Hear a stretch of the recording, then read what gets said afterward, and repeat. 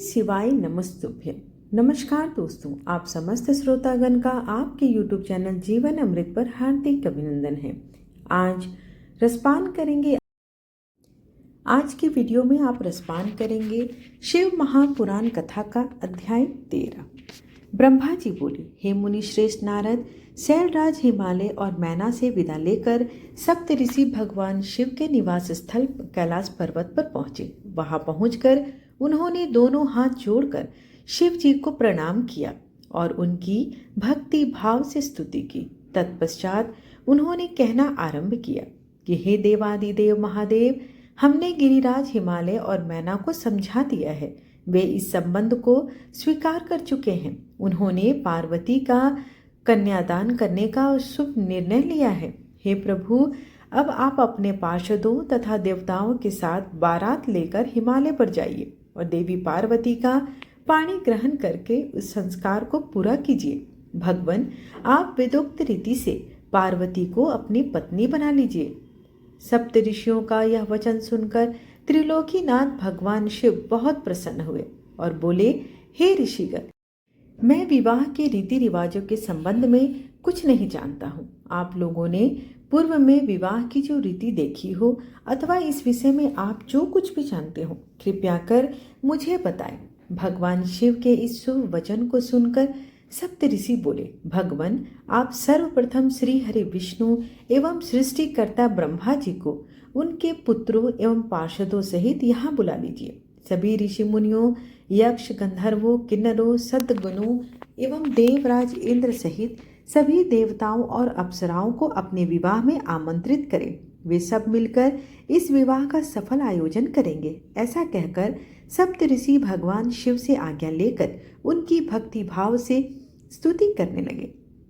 करते हुए प्रसन्नता पूर्वक अपने धाम को चले गए। नारद जी ने पूछा, हे तात महाप्राज्ञ, कृपा कर अब आप मुझे यह बताइए कि सप्त ऋषियों के वहां से चले जाने पर हिमालय जी ने क्या किया। ब्रह्मा जी बोले, नारद, जब वे सप्त ऋषि हिमालय से विदा लेकर कैलाश पर्वत पर चले गए तो हिमालय ने अपने सगे संबंधियों एवं भाई बंधुओं को आमंत्रित किया। जब सभी वहां एकत्रित हो गए तब ऋषियों की आज्ञा के अनुसार हिमालय ने अपने राजपुरोहित श्री गज से लगन पत्रिका लिखवाई। उसका पूजन अनेकों सामग्रियों से करने के पश्चात उन्होंने लगन पत्रिका भगवान शंकर के पास भिजवा दी। गिरिराज हिमालय के बहुत से नाते रिश्तेदार भी थे जिनके यहाँ लगन पत्रिका को भेजा गया। वहां पहुंचकर उन्होंने त्रिलोकीनाथ भगवान शिव के मस्तक पर तिलक लगाया और उन्हें लगन पत्रिका दे दी। शिव जी ने उनका खूब आदर और सत्कार किया। तत्पश्चात वे सभी वापस लौट गए। शैलराज हिमालय ने देश के विविध स्थानों पर रहने वाले अपने सभी भाई बंधुओं को इस शुभ अवसर पर आमंत्रित किया। सबको निमंत्रण भेजने के पश्चात हिमालय ने अनेकों प्रकार के रत्नों, वस्त्रों और बहुमूल्य आभूषणों तथा विभिन्न प्रकार की बहुमूल्य देने योग्य वस्तुओं को संग्रहित किया। तत्पश्चात उन्होंने विभिन्न प्रकार की खाद्य सामग्री, चावल, आटा, गुड़, शक्कर, दूध, दही, मिठाइयाँ तथा जो भी अच्छे पकवान थे सभी को एकत्र किए ताकि बारात का उत्तम रीति से आदर सत्कार किया जा सके। सभी खाद्य वस्तुओं को बनाने के लिए अनेकों हलवाई लगा दिए गए। चारों ओर एक हर्ष उल्लास का वातावरण सा छा गया। शुभ मुहूर्त में गिरिराज हिमालय ने मांगलिक कार्यों का शुभारंभ किया। घर की स्त्रियां मंगल गायन करने लगी। हर जगह उत्सव सा होने लगा। देवी पार्वती का संस्कार कराने के पश्चात वहां उपस्थित नारियों ने उनका श्रृंगार किया।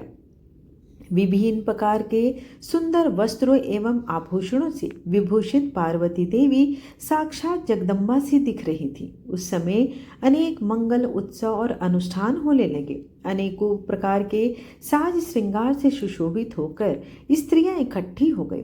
शैलराज हिमालय भी प्रसन्नता पूर्वक निमंत्रित बंधु बांधवों की प्रतीक्षा करने लगे और उन्हें मान सम्मान से घर के अंदर आदर सत्कार के साथ बुलाने लगे।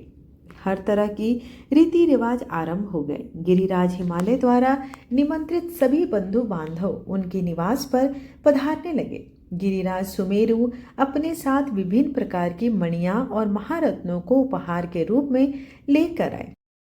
मंदराचल पर्वत, अस्ताचल, मलयाचल, उदयाचल, निषद, दूर दूर, करवीर, गंधमादन, महेंद्र, पारियात्र, नील, त्रिकुट, चित्रकूट, पुरुषोत्तम, सनील, वेंकट, श्रीशैल, गोकामुख, नारद, विंध्य, कालंजर, कैलाश तथा अन्य पर्वत दिव्य रूप धारण करके अपने अपने परिवारों के साथ उस शुभ अवसर पर पधारे। सभी देवी पार्वती और शिव जी को भेंट करने के लिए उत्तम वस्तुएं लेकर आए। इस विवाह को लेकर सभी बहुत उत्साहित थे। इस मंगलकारी अवसर पर सोन, भद्रा, नर्मदा, गोदावरी, यमुना, सिंधु, चंद्रभागा, भागीरथी, गंगा आदि नदियां भी नर नारी का रूप धारण करके अनेक प्रकार के आभूषणों से सुशोभित होकर सुंदर वस्त्रों में सज धज कर शिव पार्वती के विवाह को देखने आए। शैलराज हिमालय ने उनका खूब आदर सत्कार किया था। सुंदर उत्तम स्थानों पर उनके ठहरने का प्रबंध किया। इस प्रकार शैलराज की पूरी नगरी जो शोभा से संपन्न थी पूरी तरह से भर गई। विभिन्न प्रकार के बंधनवारों एवं ध्वजा पताकों से यह नगर सजा हुआ था। चारों ओर चंदावे लगाए गए हुए थे। विभिन्न प्रकार की नीली पीली रंग बिरंगी प्रभा से नगर की शोभा देखते ही बन रही थी। ब्रह्मा जी बोले, हे मुनि श्रेष्ठ नारद, शैलराज हिमालय ने अपने नगर को बारात के स्वागत के लिए विभिन्न प्रकार से सजाना शुरू कर दिया। हर जगह की सफाई का विशेष ध्यान रखा गया। सड़कों को साफ कराया गया, उन पर छिड़काव कराया गया। तत्पश्चात उन्हें बहुमूल्य साधनों से सुसज्जित कर एवं शोभित किया गया। प्रत्येक घर के दरवाजे पर केले का मांगलिक पेड़ लगाया गया। आम के पत्तों को रेशम के धागों से बांधकर सुंदर बंदरवार बनाए गए। विभिन्न प्रकार के सुगंधित फूलों से हर स्थान को सजाया गया। सुंदर तोरणों से घर को शोभायमान किया गया। चारों ओर का वातावरण अत्यंत सुगंधित और मनमोहक हो गया। वहां का दृश्य दिव्य और अलौकिक था। विश्वकर्मा को गिरिराज हिमालय ने आदरपूर्वक बुलवाया और उन्हें एक दिव्य मंडप की रचना करने को कहा। वह मंडप 10,000 योजन लंबा और चौड़ा था। वह दिव्य मंडप 40,000 कोस के विस्तृत क्षेत्र में फैला हुआ था। विश्वकर्मा, जो कि देवताओं के शिल्पी कहे जाते हैं, उन्होंने इस उत्तम मंडप की रचना की। अपनी कुशलता एवं निपुणता का परिचय दिया। यह मंडप अद्भुत जान पड़ता था। इस मंडप में अनेकों प्रकार के स्थावर, जंगम, पुष्प तथा स्त्री पुरुषों की मूर्तियां बनाएगी, जो कि इतनी सुंदर थी कि यह निश्चय कर पाना कठिन था कि कौन ज्यादा सुंदर एवं मनोरम लग रहा है। वहां जल में थल तथा थल में जल दिखाई पड़ रहा था और कोई भी मनुष्य इस कलाकृति को देखकर यह नहीं जान पा रहा था कि यहाँ जल है या थल है। विभिन्न प्रकार के जानवरों की कलाकृतियां जीवंत बनाई गई थी। अपनी सुंदरता से जड़ हृदयों को मोहित करते हुए सारस कहीं सरोवर में पानी पीते दिखाई देते थे, तो कहीं जंगलों में सिंह ऐसे लग रहे थे मानो अभी दहाड़ना शुरू कर देंगे। नृत्य करने की मुद्रा में बनाई गई स्त्री पुरुषों की मूर्तियों को देखकर ऐसा लगता था मानो वाकई में नर नारी नृत्य कर रहे हों। द्वार पर खड़े द्वारपाल हाथों में धनुष बाण लेकर ऐसे खड़े थे जैसे सचमुच अभी बाणों की वर्षा कर देंगे। इस प्रकार सभी कृत्रिम वस्तुएं बहुत ही सुंदर थीं, जो कि बिल्कुल जीवंत लगती थी। द्वार के मध्य में देवी महालक्ष्मी की सुंदर मूर्ति की स्थापना की थी, जिन्हें देखकर ऐसा प्रतीत होता था मानो क्षीर सागर से निकलकर साक्षात देवी लक्ष्मी वहां आ गई है। वे सभी शुभ लक्षणों से युक्त दिखाई पड़ रही थी। मंडप में विभिन्न स्थानों पर हाथियों की कलाकृतियां भी बनाई गई थी। कई स्थानों पर घोड़े घुड़सवारों सहित खड़े थे, तो कहीं सुंदर अद्भुत दिव्य रथ जिन पर सफेद अश्व जुटे हुए थे। मंडप के मुख्य द्वार पर नंदीश्वर को, जो कि शिव जी की सवारी है, की मूर्ति बनाई गई थी, जो कि स्फटिक मणि के समान चमक रही थी। उसके ऊपर दिव्य पुष्पक विमान की रचना की गई थी, जिसे पल्लवों और सफेद चामरों से सजाया गया था। विश्वकर्मा द्वारा समस्त देवताओं की भी प्रतिमूर्ति की रचना की गई थी, जो कि हूबहू वास्तविक देवताओं से मिलती थी। क्षीर सागर में निवास करने वाले श्री हरि विष्णु एवं उनके वाहन गरुड़ की रचना भी उस मंडप में की गई थी, जिसका स्वरूप साक्षात विष्णु जी जैसा ही था। इसी प्रकार विश्वकर्मा द्वारा जगत के सृष्टिकर्ता ब्रह्मा जी की भी प्रतिमा उनके पुत्रों और वेदों सहित बनाई गई थी। साथ ही वह प्रतिमा वैदिक सूक्तों का पाठ करती हुई दिखाई देती थी। स्वर्ग के राजा देवेंद्र अर्थात इंद्र एवं उनके वाहन ऐरावत हाथी की मूर्तियां भी जीवंत थे। इस प्रकार विश्वकर्मा द्वारा बनाई गई सभी कलाकृतियां अद्भुत शोभा पा रही थी, जिन्हें देखकर यह बताना मुश्किल था कि वह असली है या फिर वह नकली है। देवताओं के शिल्पी विश्वकर्मा द्वारा रचित यह दिव्य मंडप आश्चर्यों से युक्त एवं सभी को मोहित कर लेने वाला था।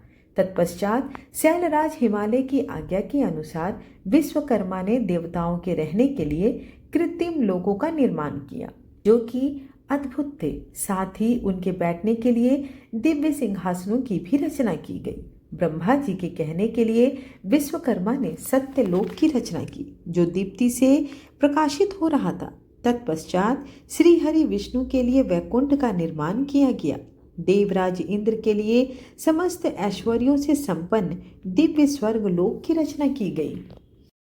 अन्य देवताओं के लिए भी उन्होंने सुंदर एवं अद्भुत भवनों की रचना की। देवताओं के शिल्पी विश्वकर्मा ने पलक झपकते ही इस अद्भुत कार्य को जीवंत कर दिया।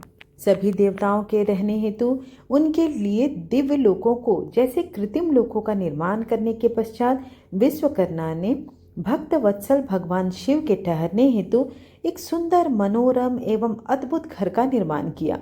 यह भवन भगवान शिव के कैलाश स्थित धाम के अनुरूप ही था। यहाँ शिव चिन्ह शोभा पाता था। यहाँ भवन परम उज्ज्वल दिव्य प्रभापुंज से सुशोभित था, उत्तम और अति अद्भुत था। इस भवन की सभी ने बहुत प्रशंसा की, यहाँ तक कि स्वयं भगवान शिव ने भी उसे देखकर आश्चर्यचकित हो गए और विश्वकर्मा की इन रचनाओं को उन्होंने बहुत सराहा। विश्वकर्मा की यह रचना अद्भुत थी। इस प्रकार जब सुंदर एवं दिव्य मनोरम मंडप की रचना हो गई और सभी देवताओं के ठहरने के लिए यथा योग्य लोकों का भी निर्माण कर दिया गया, तो शैलराज हिमालय ने विश्वकर्मा को बहुत बहुत धन्यवाद दिया। तत्पश्चात हिमालय प्रसन्नता पूर्वक भगवान शिव के शुभागमन की प्रतीक्षा करने लगे। हे नारद, इस प्रकार मैंने वहां का सारा वृत्तांत तुम्हें कहा। अब आप और क्या जानना चाहते हैं? नारद जी बोले, हे महाप्रज्ञ, हे विधाता, आपको कोटि कोटि नमस्कार है। आपने अपने श्रीमुख से मुझे अमृत के समान दिव्य और अलौकिक कथा का रसपान कराया। अब मैं भगवान चंद्रमौली के मंगलमय विवाह के जीवन का सार सुनना चाहता हूँ, जो कि समस्त पापों का नाश करने वाला है। भगवान, कृपा कर मुझे यह बताइए कि जब शैलराज हिमालय द्वारा भेजी गई लगन पत्रिका महादेव जी को प्राप्त हो गई, तो महादेव जी ने क्या किया? इस पवित्र अमृत कथा को सुनाने की कृपा कीजिए। ब्रह्मा जी बोले, हे मुनिश्रेष्ठ नारद, लगन पत्रिका को पाकर भगवान शिव ने मन में बहुत हर्ष का अनुभव किया। लगन पत्रिका लेकर आए शैलराज के बंधु बांधवों का उन्होंने यथायोग्य आदर सत्कार किया। तत्पश्चात उन्होंने उस लग्न पत्रिका को पढ़कर स्वीकार किया तथा पत्रिका लेकर आए हुए लोगों को आदर सम्मान से विदा किया। तब शिव जी प्रसन्नता पूर्वक सप्त ऋषियों से बोले कि हे मुनियों, आपने मेरे लिए इस शुभ कार्य का संपादन किया है और मैंने इस विवाह हेतु अपनी स्वीकृति प्रदान की है। अतः आप सभी मेरे विवाह में सादर आमंत्रित हैं। भगवान शिव के इन शुभ वचन को सुनकर ऋषिगण बहुत प्रसन्न हुए और उनको आदर पूर्वक प्रणाम करके अपने धाम को चले गए। जब ऋषिगण कैलाश पर्वत से चले गए, तब भक्त वत्सल भगवान शिव ने तुम्हारा स्मरण किया। तुम अपने सौभाग्य की प्रशंसा करते हुए तुरंत उनसे मिलने उनके धाम पहुंच गए। शिव जी के श्री चरणों में तुमने मस्तक झुकाकर प्रणाम किया और वहां हाथ जोड़कर खड़े हो गए। भगवान शिव बोले, हे नारद, तुम्हारे दिए गए उपदेश से प्रभावित होकर ही देवी पार्वती ने घोर तपस्या की और उससे प्रसन्न होकर मैंने उन्हें अपनी पत्नी रूप में बनने का वरदान दे दिया। पार्वती की भक्ति ने मुझे वश में कर लिया। अब मैं उनसे विवाह करूंगा। सप्त ऋषियों ने शैलराज हिमालय को संतुष्ट कर इस विवाह की स्वीकृति प्राप्त कर ली और हिमालय की ओर से लगन पत्रिका भी आ चुकी है। आज से 7वें दिन मेरा विवाह संपन्न होगा। इस अवसर पर महान उत्सव होगा।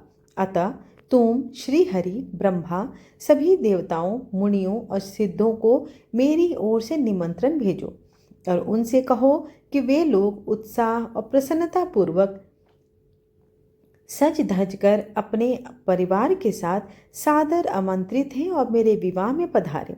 नारद भगवान शिव की आज्ञा पाकर आपने हर जगह जाकर आदर पूर्वक सबको इस विवाह में पधारने का निमंत्रण दे दिया। तत्पश्चात भगवान शिव के पास आकर उन्हें सारी जानकारी दे दी। तब भगवान शिव भी आदर पूर्वक सब देवताओं के पधारने की प्रतीक्षा करने लगे। भगवान शिव के सभी गण संपूर्ण दिशाओं में नाचने लगे। सभी ओर उत्सव होने लगा। निमंत्रण पाकर अति प्रसन्नता से सज धज कर भगवान श्री हरि विष्णु भी श्री लक्ष्मी और अपने दल बल को साथ लेकर कैलाश पर्वत पर जा पहुंचे। वहां पधार कर उन्होंने भक्ति भाव से भगवान शिव को प्रणाम किया। अब प्रभु की आज्ञा लेकर अपना स्थान ग्रहण किया।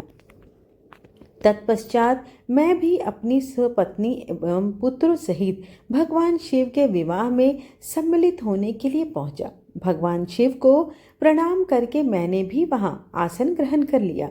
इसी प्रकार सब देवता, देवराज, इंद्र आदि भी अपने अपने गणों को एवं परिवारों के साथ सुंदर वस्त्रों और बहुमूल्य आभूषणों से शोभायमान होकर वहां पहुंच गए। सिद्धचरण, गंधर्व, ऋषि, मुनि सब सहस्र विवाह में सम्मिलित होने के लिए कैलाश पर्वत पर पहुंच गए। अप्सराएं नृत्य करने लगी, देवनारियां गीत गाने लगी। त्रिलोकीनाथ भगवान शिव ने स्वयं आगे बढ़कर सभी अतिथियों का सहस्र आदर सत्कार किया। उस समय कैलाश पर्वत पर बहुत अनोखा और महान उत्सव चल रहा था। सभी देवगण हर कार्य को बड़ी कुशलता के साथ कर रहे थे, मानो यह सब कार्य उनके लिए ही हो। प्रसन्नता पूर्वक सातों मातृकाएं शिव जी को आभूषण पहनाने लगी। लोकाचार रीतियां करके भगवान शिव की आज्ञा से श्री विष्णु आदि सभी देवता वर यात्रा अर्थात बारात लेकर जाने की तैयारी करने लगे। सातों माताओं ने भगवान शिव का श्रृंगार किया। उनके मस्तक पर तीसरा नेत्र मुकुट बन गया। चंद्रकला का तिलक लगाया गया। उनके गले में पड़े दोनों सांपों को उन्होंने और ऊंचा कर लिया। वे इस प्रकार प्रतीत होने लगे मानो सुंदर कुंडल पहने हों। इसी प्रकार सभी अंगों पर सांप लिपट गए जो आभूषण की शोभा देने लगे। सारे अंगों पर चिता की भस्म रमा दी गई, वह चंदन के समान चमक उठी। वस्त्र के स्थान पर सिंह तथा हाथी की खाल को उन्होंने ओढ़ लिया। इस प्रकार श्रृंगार से सुशोभित होकर भगवान शिव दुल्हा बनकर तैयार हो गए। उनके मुखमंडल पर जो आभा सुशोभित हो रही थी उसका वर्णन भी नहीं किया जा सकता।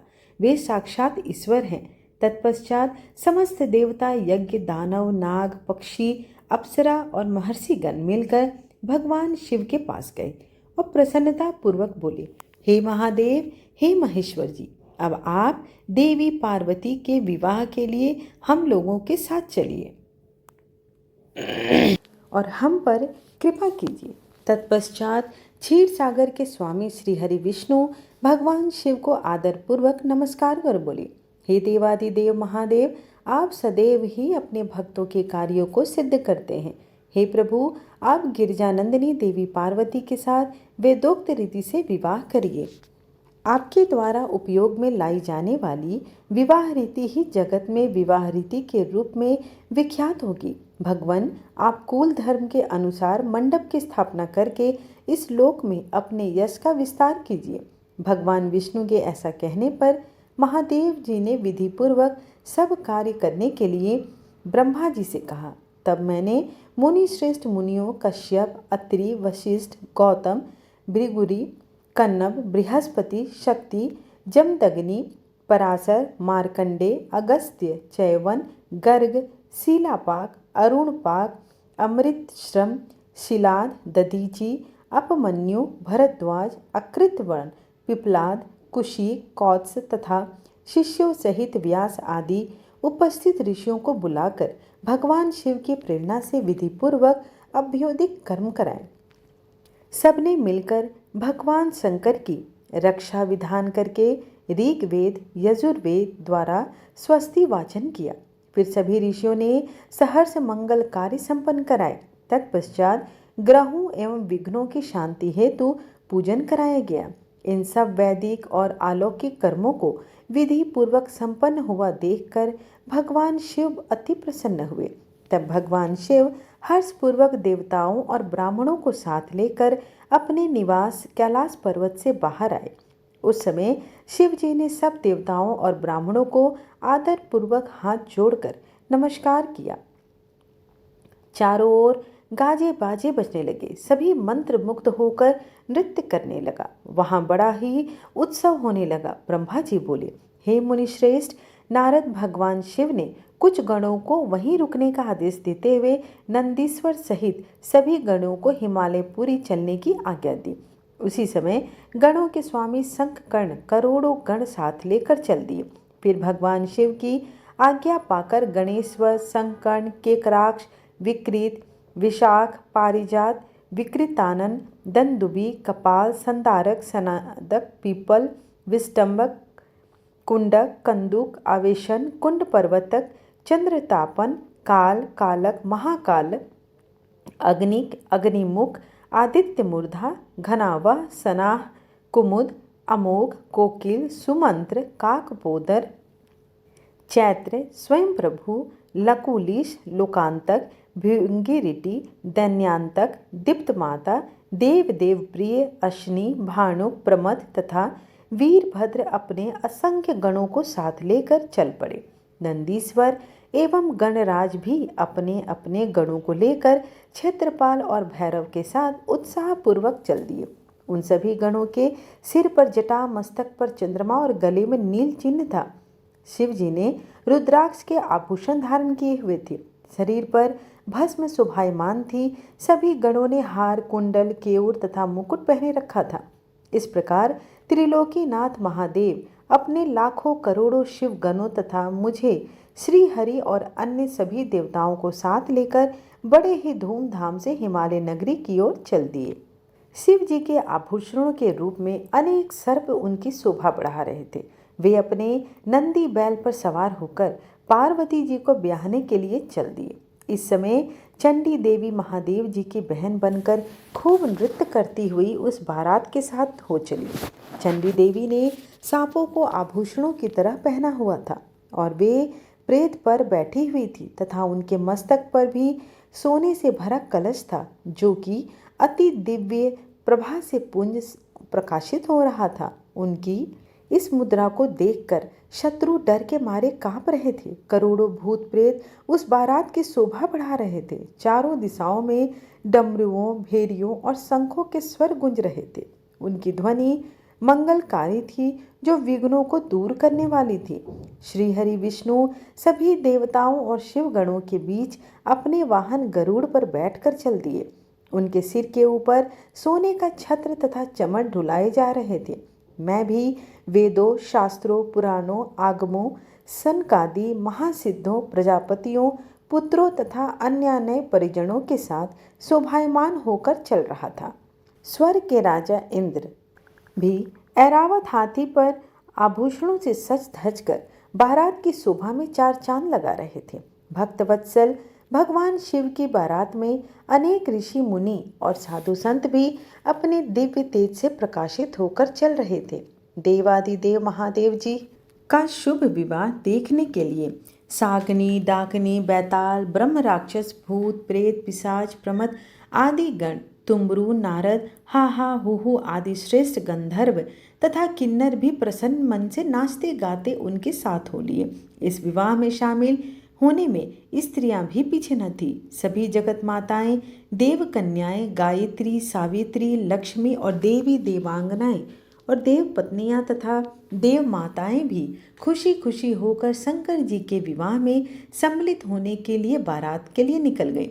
वेद शास्त्र सिद्ध और महर्षि जिसे धर्म का स्वरूप मानते हैं, जो स्फटिक के समान श्वेत व उज्ज्वल है, वह सुंदर बैल नंदी भगवान शिव का वाहन है। शिव जी नंदी पर आरूढ़ होकर उसकी शोभा बढ़ाते हैं। भगवान शिव की यह छवि बड़ी ही मनमोहक थी। वे सज धज कर समस्त देवताओं, ऋषि मुनियों, शिवगणों, भूत प्रेतों, माताओं के सानिध्य में अपनी विशाल बारात के साथ अपनी प्राण वल्लभा देवी पार्वती का पाणी ग्रहण करने के लिए सानंद होकर अपने ससुर गिरिराज हिमालय की नगरी की ओर बढ़ रहे थे। वे सब मदमस्त होकर नाचते हुए हिमालय की भवन की तरफ बढ़ी जा रहे थे। हिमालय की तरफ बढ़ते समय उनके ऊपर आकाश से पुष्पों की वर्षा हो रही थी। बारात का वह दृश्य बहुत ही मोहक लग रहा था। चारों दिशाओं में शहनाइयां बज रही थी और मंगलगान गूंज रहे थे। उस बारात का अनुपम दृश्य सभी पापों का नाश करने वाला तथा सच्ची आत्मिक शांति प्रदान करने वाला था। हे मुनि श्रेष्ठ नारद, तुम भी भगवान शिव की बारात में सहस्र शामिल हुए थे। भगवान शिव ने श्री हरि विष्णु से सलाह करके सबसे पहले तुमको हिमालय के पास भेजा। वहां पहुंचकर तुमने विश्वकर्मा के बनाए दिव्य और अनोखे मंडप को देखा तो बहुत ही आश्चर्यचकित रह गए। विश्वकर्मा द्वारा बनाई गई विष्णु, ब्रह्मा, समस्त देवताओं की मूर्तियों को देखकर यह कह पाना कठिन था कि ये असली है या नकली। वहां रत्नों से जड़े हुए लाखों कलश रखे थे। बड़े बड़े केलों के खंभों से मंडप सजा हुआ था। तुम्हें वहां आया देखकर शैलराज हिमालय ने तुमसे पूछा, हे देव ऋषि, क्या भगवान शिव बारात के साथ आ गए हैं? तब तुम्हें साथ लेकर हिमालय के पुत्र मैनाक आदि तुम्हारे साथ बारात की अगवानी के लिए गए। तब मैंने और विष्णु जी ने भी तुमसे वहाँ के समाचार के बारे में पूछा। हमने तुमसे यह भी पूछा कि शैलराज हिमालय अपनी पुत्री पार्वती का विवाह भगवान शिव से करने को इच्छुक हैं भी या नहीं। कहीं उन्होंने अपना मन तो नहीं बदल दिया? यह प्रश्न सुनकर आप मुझे विष्णु जी और देवराज इंद्र को एकांत स्थान पर ले गए और वहां जाकर तुमने वहां के बारे में बताना शुरू किया। तुमने कहा कि हे देवताओं, शैलराज हिमालय ने शिल्पी विश्वकर्मा से एक ऐसे मंडप की रचना करवाई है जिसमें आप सब देवताओं के जीते जागते चित्र लगे हुए हैं। उन्हें देखकर मैं तो अचंभित हो गया। मैं यह भी भूल गया कि यह असली है या नकली। इसे देखकर मुझे करना चाहते हैं। यह सुनकर देवराज इंद्र भय के मारे कांपने लगे और बोले, हे लक्ष्मीपति विष्णु जी, मैंने त्वष्टा के पुत्र को मार दिया था। कहीं उसी का बदला लेने के लिए मुझ पर विपत्ति न आ जाए। मुझे संदेह हो रहा है कि कहीं मैं वहां जाकर मारा न जाऊं। तब इंद्र के वचन सुनकर श्री हरि विष्णु बोले, इंद्र, मुझे भी नहीं लगता कि वह मूर्ख हिमालय हमसे बदला लेना चाहता है, क्योंकि मेरी आज्ञा से ही तुमने पर्वतों के पंखों को काट दिया था। शायद यह बात आज तक उन्हें याद है और वे हम सब पर विजय पाना चाहते हैं। परंतु हमें डरना नहीं चाहिए। हमारे साथ तो स्वयं महादेव जी हैं। भला फिर हमें कैसा भय? हमें इस प्रकार गुपचुप बातें करते देखकर भगवान शिव ने लौकिक गति से हमसे बात की और पूछा, हे देवताओं, क्या बात है? मुझे स्पष्ट रूप से बताओ। शैलराज हिमालय मुझसे अपनी पुत्री का विवाह करना चाहते हैं या नहीं? इस प्रकार यहाँ व्यर्थ बातें करते रहने से भला क्या लाभ है? भगवान शिव ने इन वचनों को सुनकर नारद तुम बोले, हे देवादिदेव महादेव, गिरजानंदिनी पार्वती से आपका विवाह तो निश्चित है। उसमें किसी भी प्रकार का कोई संदेह नहीं है और ना ही उसमें कोई विघ्न बाधा आ सकती है। तभी तो शैलराज हिमालय ने अपने पुत्रों मैनाक आदि को मेरे साथ बारात की अगवानी के लिए यहाँ भेजा है। मेरी चिंता का कारण दूसरा है। प्रभु, आपने मुझे हिमालय के बारात के आगमन की सूचना देने के लिए भेजा था। जब मैं वहाँ पहुँचा तो मैंने विश्वकर्मा द्वारा बनाए गए मंडप को देखा। शैलराज हिमालय ने देवताओं को मोहित करने के लिए एक अद्भुत और दिव्य मंडप की रचना कराई है। आपको यह जानकर आश्चर्य होगा कि वे सब इतने जीवंत हैं कि कोई भी उन्हें देखकर मोहित हुए बगैर नहीं रह सकता। उन चित्रों को देखकर ऐसा महसूस होता है मानो अभी ही जीवित हो जाएंगे। उस मंडप में श्री हरि, ब्रह्मा जी, देवराज इंद्र सहित सभी देवताओं, ऋषि मुनियों सहित अनेक जानवर, पशु पक्षी के सुंदर लुभावने चित्र बनाए गए हैं। यही नहीं, मंडप में आपकी और मेरी भी प्रतिमूर्ति बनी हुई है, जिन्हें देखकर मुझे यह लगा कि आप सब लोग यहाँ न होकर वहीं हिमालय नगरी में पहुँच गए हैं। हे नारद, तुम्हारी इन बातों को सुनकर भगवान शिव मुस्कुराए और देवताओं से बोले, आप सभी को भय की कोई आवश्यकता नहीं है। शैलराज हिमालय अपनी प्रिय पुत्री पार्वती हमें समर्पित कर रहे हैं, इसलिए उनकी माया हमारा क्या बिगाड़ सकती है। आप अपने भय को त्याग कर हिमालय नगरी की ओर प्रस्थान करें। भगवान शिव की आज्ञा पाकर सभी बाराती भय मुक्त होकर उत्साह और प्रसन्नता के साथ पुनः नाचते गाते शिव बारात में चल दिए। शैलराज हिमालय के पुत्र मैनाक आगे आगे चल रहे थे और बाकी सभी उनका अनुसरण करते हुए उनके पीछे पीछे चल रहे थे। इस प्रकार बारात हिमालयपुरी जा पहुँचे। ब्रह्मा जी बोले, भगवान शिव अपने विशाल बारात के साथ हिमालय पुत्रों के पीछे चलकर हिमालय नगरी पहुंच गए। जब गिरिराज हिमालय ने उनके आगमन का समाचार सुना तो वे अति प्रसन्नता पूर्वक भक्ति से ओतप्रोत होकर भगवान शिव के दर्शनों के लिए स्वयं बाहर आए।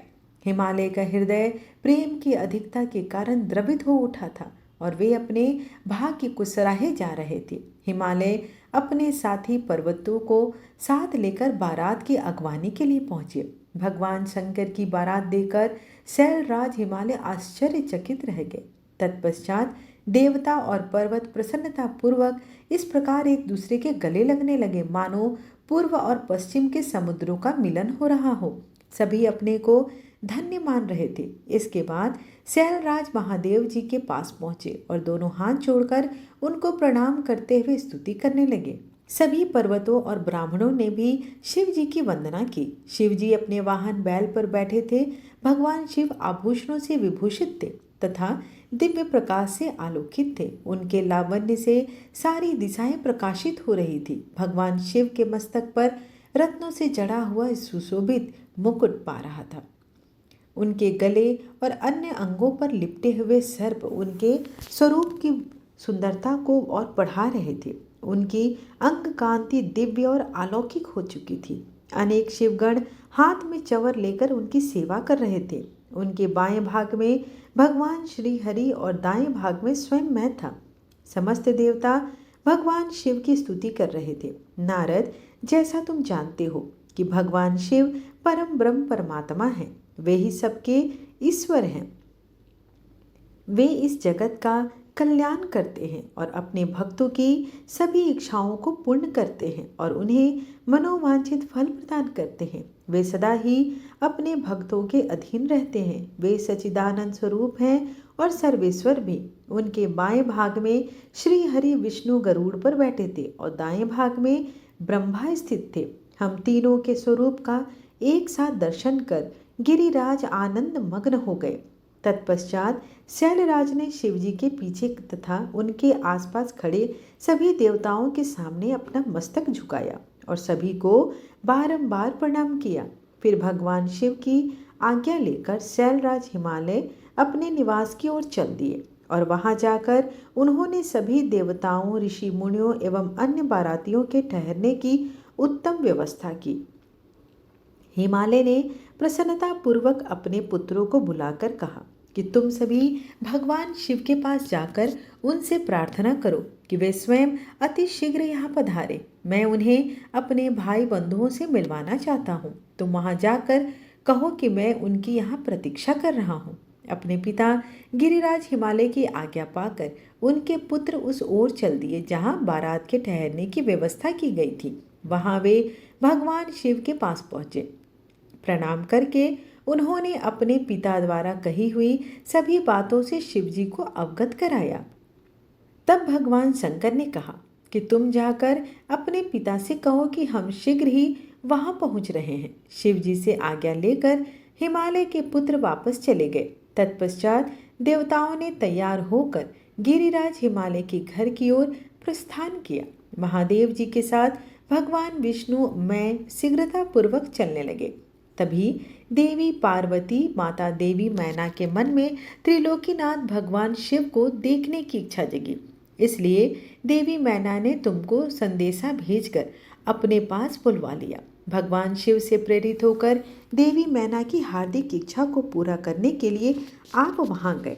ब्रह्मा जी बोले, हे नारद, तुमको अपने सामने देखकर देवी मैना बहुत प्रसन्न हुई और तुम्हें प्रणाम करके बोली, हे मुनि श्रेष्ठ नारद जी, मैं भगवान शिव के तुम्हें प्रणाम करके बोली, हे मुनि श्रेष्ठ नारद जी, मैं भगवान शिव के इसी समय दर्शन करना चाहती हूँ। मैं देखना चाहती हूँ कि जिन शिव जी को पाने के लिए मेरी बेटी पार्वती ने घोर तपस्या की तथा अनेकों कष्टों को भोगा, उन शिव जी का रूप कैसा है, वे कैसे दिखते हैं। यह कहकर तुमको साथ लेकर देवी मैना चंद्रशाला की ओर चल पड़ी।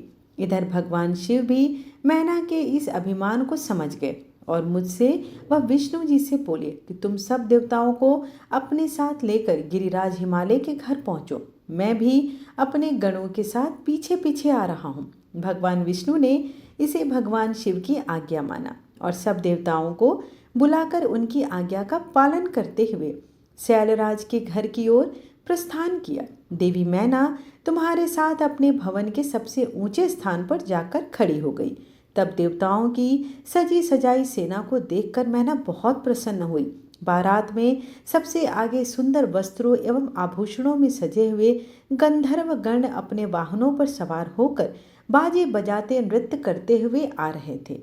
इनके गण अपने हाथों में ध्वज की पताका लेकर उसे फहरा रहे थे। साथ में स्वर्ग की सुंदर अप्सराएं मुग्ध होकर नृत्य कर रही थी। उनके पीछे वसु आ रहे थे। फिर मणिग्रीवादी यक्ष, यमराज, नृत्यति, वरुण, वायु, कुबेर, ईशान देवराज, इंद्र, चंद्रमा, सूर्य, भृगु आदि समस्त देवगण अपने अपने वाहन से आ रहे थे और सभी एक सुंदर और मनोहारी रूप में सर्व संपन्न जान पड़ते थे। उन्हें देखकर नारद वह तुमसे यही प्रश्न करती रही, ये क्या है, ये ही शिव? तब तुम मुस्कुराकर ये उत्तर देते, नहीं, ये भगवान शिव के सेवक हैं।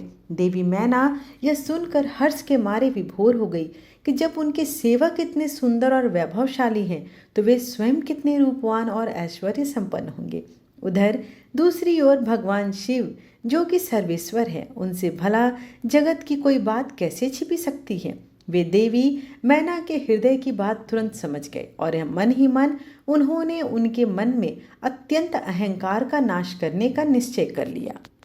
तभी वहां से जहां मैना और नारद तुम खड़े हुए थे, श्री हरि विष्णु पधारे। उनकी कांति के सामने चंद्रमा की कांति भी फीकी पड़ जाती है। वे जलंधर के समान श्याम तथा चार भुजाधारी थे और उन्होंने पीले वस्त्र पहन रखे थे। उनके नेत्र कमल दल के समान सुंदर व प्रकाशित हो रहे थे। वे गरुड़ पर विराजमान थे। शंख चक्र आदि उनकी शोभा में वृद्धि कर रहे थे। उनके सिर पर मुकुट जगमगा रहा था और वक्षस्थल में श्रीवत्स का चिन्ह था।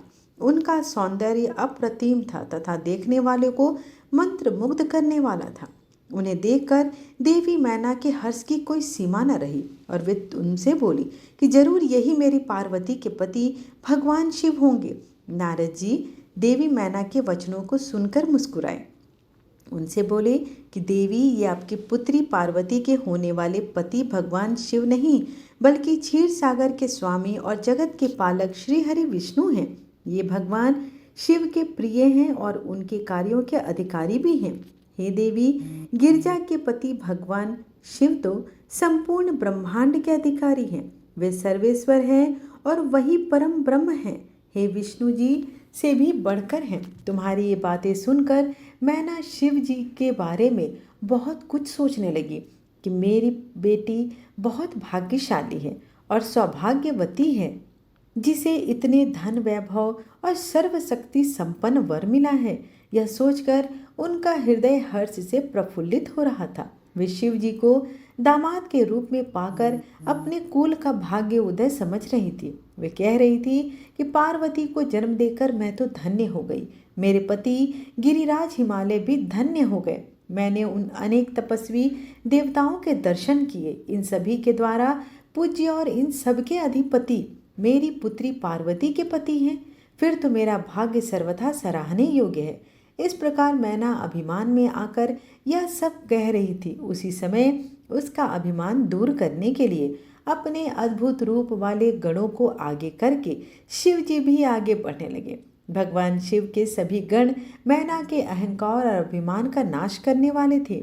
भूत प्रेत पिशाच आदि अत्यंत कुरूप गणों की सेना सामने से आ रही थी। उनमें से कोई बवंडर का रूप धारण किए थे, किसी की टेढ़ी सूंड थी, किसी के होंठ लंबे थे, किसी के चेहरे पर सिर्फ दाढ़ी मूंछ ही दिखाई देती थी, किसी के सिर पर बाल नहीं थे तो किसी के सिर पर बालों का घना जंगल, किसी की आंखें नहीं थी, कोई अंधा तो नहीं कोई काना, किसी को तो नाक ही नहीं, कोई हाथों में बड़े भारी भारी मुदगर लिए था, कोई औंधा होकर चल रहा था, कोई वाहन पर पलटा होकर चल रहा था। उनमें कितने ही लंगड़े थे, कितने ने दंड और पाश ले रखे थे। सभी शिवगण अत्यंत कुरूप और विकराल दिखाई देते थे। कोई सिंह बजा रहा था, कोई डमरू तो कोई गोमुख बजा रहा था। उनमें किसी का सिर नहीं था, किसी का धड़ का ही पता नहीं था, और किसी के अनेकों मुख थे तो किसी के मुख ही नहीं थे। किसी के चेहरे पर अगिनत आंखें थी तो किसी के अनगिनत पैर भी थे। किसी के हाथ नहीं थे तो किसी को अनेकों कान थे, किसी को अनेकों हाथ थे, किसी को अनेकों सिर भी थे। सभी शिवगढ़ों ने अचंभित करने वाला वेशभूषा धारण किए हुए थे। कोई आकार में बहुत अधिक बड़ा था तो कोई आकार में बहुत ही छोटा था। वे देखने में बहुत ही भयंकर सेना लग रही थी। उनकी लंबी चौड़ी विशाल सेना मदमस्त होकर नाचते गाते हुए आगे बढ़ रही थी। तभी तुमने अंगुली के इशारे से शिवगणों को दिखाते हुए देवी मैना से कहा, हे देवी मैना, हे देवी, पहले आप भगवान शिव के गणों को देख लें। तत्पश्चात महादेव जी भूत प्रेतों की इतनी बड़ी सेना को देखकर देवी मैना भय से कांपने लगी। इसी सेना के बीच में 5 मुख वाले, 3 नेत्रों, 10 भुजाओं वाले शरीर पर भस्म लगाए, गले में मुंडों की माला पहने, गले में सर्पों का डाले, बाघ की खाल को ओढ़कर, पिनकधारी धनुष हाथ में उठाए हुए, त्रिशूल कंधे पर रखकर, बड़े ही कुरूप और बूढ़े बैल पर बूढ़े चढ़े हुए भगवान शंकर देवी मैना को दिखाई दिए। उनके सिर पर जटाजूट थी और आंखें भयंकर लाल थी। नारद, तभी तुमने मैना को बताया कि वे ही भगवान शिव हैं। तुम्हारी यह बात सुनकर देवी मैना अत्यंत व्याकुल होकर तेज वायु के झकोरे लगने से टूटी लता के समान धरती पर धड़ाम से गिरकर मूर्छित हो गई। उनके मुख से सिर्फ यही शब्द निकला कि सबने मिलकर मेरे साथ छल कपट किया है। मैं सबके आग्रह को मानकर बर्बाद हो गई। मैना के इस प्रकार बेहोश हो जाने पर उनकी अनेकों दासियां वहां भागती हुई आईं। अनेकों प्रकार से उन्हें उपाय करने के पश्चात धीरे धीरे मैना होश में आई। आज का यह 13वां अध्याय यहीं पर समाप्त हुआ। इससे आगे की कड़ी का वृत्तांत आपको कल के वीडियो में मिलेगा। तो आगे की कथा को सुनने के लिए आप हमारे चैनल जीवन अमृत के साथ जुड़े रहें, ताकि आप हर आध्यात्मिक कथा आपको सुनने को मिल सके। और दिल से कमेंट बॉक्स में हर हर महादेव लिखने में कंजूसी बिल्कुल ना करें। यदि आप कोई विशेष प्रकार की कथा सुनना चाहते हैं तो उसे भी कमेंट बॉक्स में अवश्य लिखें। साथ ही कमेंट बॉक्स में आप अपने शहर का नाम लिखें, ताकि इससे मुझे भी तो पता चले कि शिव की इस पावन कथा को लोग कहाँ कहाँ से सुन रहे हैं। धन्यवाद।